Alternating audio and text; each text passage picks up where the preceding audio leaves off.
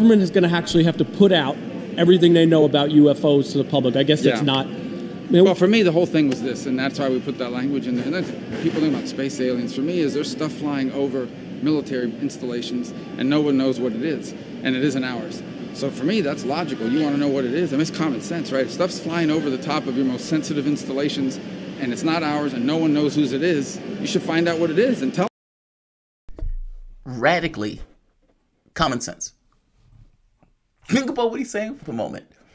Your pilots are seeing something. You train these guys all sorts of money to get behind the most sensitive aircraft that you have at your disposal, that you're aware of. They see something. You're in a military destroyer off the coast of California. They see something. And these things are buzzing our ship. These things are moving around. And we are on sensitive equipment that can blow things to hell. And yet, for whatever reason, our security is being breached. And we don't seem to be able to control the thing that's breaching it. It's not ours, at least not that we're aware of. And are we willing to accept that a foreign actor has the capability to breach our security at a whim, seemingly almost like magically, with weird and fantastic speeds in regards to acceleration, or for that matter, the ability to blink out of existence, or for that matter, to hover for long periods of time, or have these strange formations, or for that matter, strange looking craft? Are we willing to accept that foreign adversaries around the globe can do this? Now, if the answer to that is yes, then fair enough. But shouldn't you want to know? Shouldn't you, at the very least, isn't your job on some level, due diligence, to figure out, is it us or is it not? Or for that matter, has a foreign actor around the globe gained some upper hand in regards to technology? That's not necessarily beyond the realm of possibility. I mean, if you look at what the Germans were building, these guys were building jet fighters when everybody else was still building the regular traditional aircraft.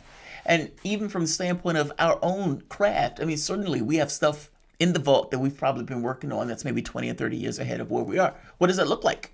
What does it even look like if we have technology that figures out how to use electricity to interact with gravity? Some of these weird effects you may get. And the people who are looking at the way the craft behave, they may think the craft looks alien because to them it is, considering that the way that is moving in the propagation is not the typical blow things out of the back in order to move. I don't put out this notion that it couldn't be us with some of these sightings. It very well could. But either way, wouldn't you want to know? And I think that's the point that Rubio is making. That's the point that a lot of people make, especially for the task force. Whether your goal is to find out if it's little green men or whether or not some foreign actor has gained some magnificent technology, the UAP task force serves both of those aims in an overt sense. Whether that's what they end up doing in practice is one thing. I'm just saying in an overt philosophical sense of what that thing is supposedly there for. Again, in an overt sense, because there's a second video I want to do just talking about the task force and the way that the Pentagon is releasing the videos. Then in an overt sense, that's its job, right? And if our airspace is being invaded by some foreign military, why wouldn't you want to know that? It's a big deal. That's a big, big deal. The catch here, and what Rubio knows, is the same thing that I know, that this goes beyond just invading airspace. You've had situations where UFOs cut off our ability to launch nuclear weapons, like just knocked all of it off. And these things were on different circuits. They weren't supposed to be connected to one another, and yet all of them went down. It freaked them out royally, but it also makes the point about where the focus seems to be, and it seems to be on these weapon systems. Rubio, however, is right. I showed you pictures, I think this was last week, about the various shaped objects that they caught in the sky. This was George Knapp, right here. Now this was captured in the camera of, I think this is an F-14. And so as the pilots were flying by, they could see it. Now, I also pointed out the story on the USS Kidd, the USS Roosevelt, the USS, et cetera, where multiple ships were out. I believe this was in California. Off the coast of California, they were way out. And the ships were being buzzed by what they kept calling drones. And the drones were in low visibility. They apparently chased the ships down. They were doing all of these weird formations.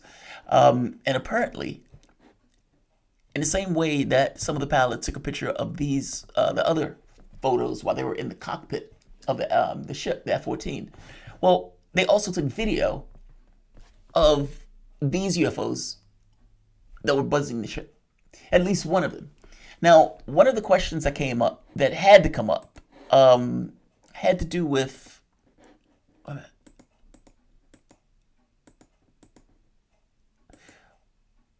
One of the questions that came up had to do with this idea that, so wait a minute, you guys were in the, what do they call it, Shoop or Snoopy or whatever?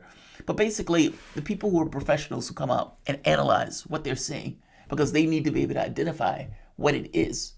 And it's like, so that thing chased you guys for like hours, and you didn't get video footage, you didn't get pictures, you didn't get imagery, you didn't get any other telemetry on a weird and oddity. And you could even see in regards to the communications that were coming back based on Freedom of Information Acts, they were freaked out by what they were seeing, about what was taking place, because they couldn't identify what it was. They did take pictures, or some of the Navy personnel took images and video. That video got leaked, and I'm going to show you that video. And at this point, it's been all over. It's been in various languages. It's been in various countries. The Today Show, all sorts of places have been showing it. And I am going to show you the updated, the latest on this. Welcome to the soap opera.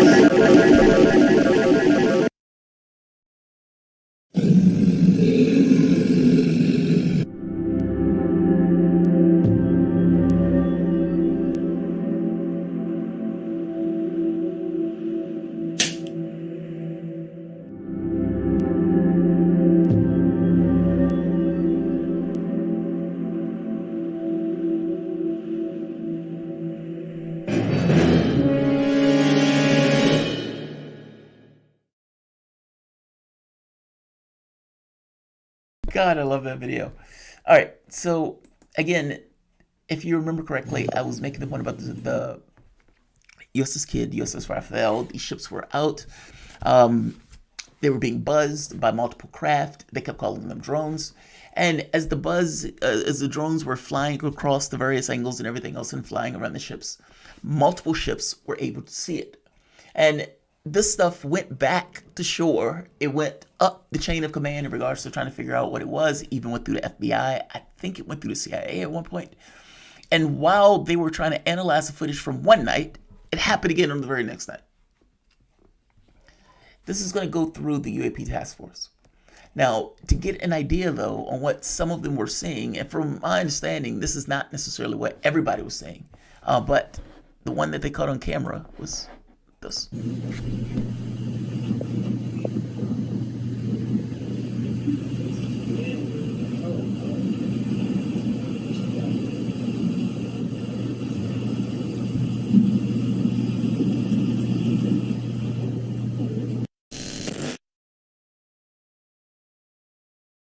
Now the question is, what happened after this? Like, to me, I want to know, damn it. To me, I want to know, where was it? Where did it leave? How did it leave the field of vision? Did it blink out of existence? Did it just go straight up? How did it leave? That's one point. Is it doing something beyond that? Is it just one light, or is the entirety of the thing blinking up? Is there any telemetry on it? I mean, there's all sorts of information that should be elicited from this. Because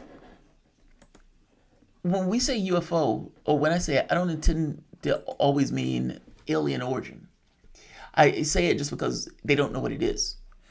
A triangular craft that looks like a pyramid goes sailing through your warships. Apparently, there were several of these, and you don't know what they are. Is that a problem? Yes. Yes. Now, when asked about this, Sue Go is Pentagon spokeswoman, They made the point, as we've said before, maintain operation security and to avoid disclosing information that may be used as potential adversaries. The Department of Defense does not discuss publicly the details of either the observations or the examinations of reported incursions into our training ranges or designated airspace, including those incursions initially designated as a UAP.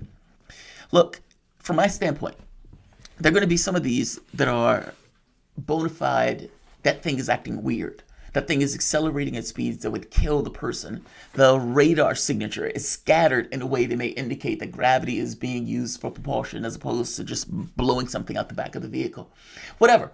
Radiation burns around the public or around the people, get across that those people were exposed to some kind of high energy device. There are going to be certain things that get across, okay, that doesn't look like us. By the same token, there are other things that may get categorized as that is us, or at the very least is an adversary. And we can't necessarily assume that everything that we're seeing necessarily in the sky is external from this planet. I get CNN, Fox News, to Today Show, all of the networks across the US and across the world in many respects. I've even seen it in Chinese. Have been playing that clip.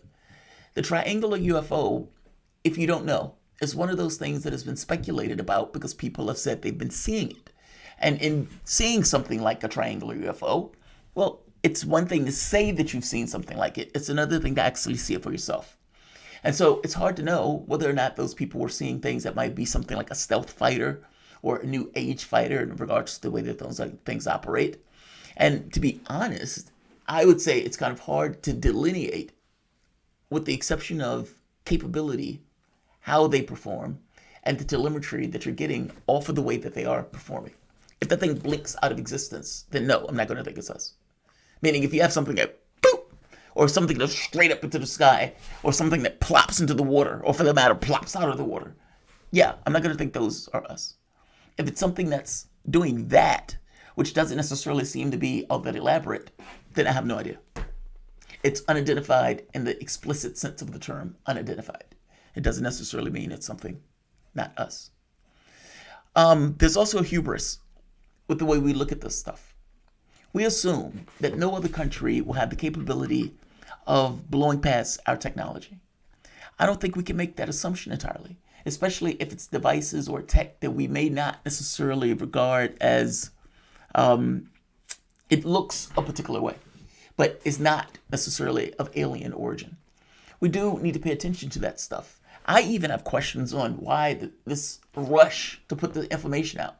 Like, why is all of a sudden the Pentagon saying, yes, that's us? Easily and cavalier, yes, that's us. Yes, those are leaks, yes, those are leaks, yes. Why now? Why such the urgency in regards to this process? It just seems like it's such a departure from the way we've typically done things in regards to the UFO field, especially in regards to the way the Pentagon has regarded that stuff. I mean, they would go through, Nick Pope owned up to the Ministry of Defense injecting information in it to give a giggle factor and a silliness to real stories that are actually legit. Why are they all of a sudden pushing this? I even have questions on, like, Elizondo. Like, spooks don't tend to talk to the public, and yet the U.S. is making a clear push to get information about this out. And that is a dramatic departure from what it was prior, which gives me concerns on one part, but also questions as to why and why now. You can make a case that says, well, yeah, it was going to come out at some point anyway. Yeah, I get that, but that doesn't necessarily mean that it's not designated now for reasons. I want to know what those reasons are. And that gives me concerns. Think about your political actors for the moment. Think about the way they operate. The United States tried to knock over the government of Syria. And in knocking over the government of Syria under Obama, they were willing to drop $1 billion into that country to knock over Assad.